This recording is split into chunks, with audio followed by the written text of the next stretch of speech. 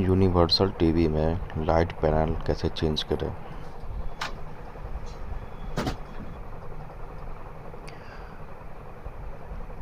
Display को भी खोल लें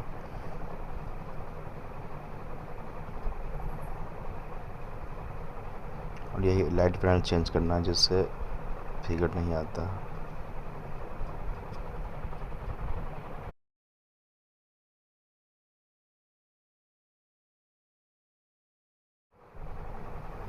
लाइक, फॉलो और सब्सक्राइब कर दें क्योंकि हम आपके लिए वीडियो और लाता रहे। और ये ठीक हो गया, बन भी गया।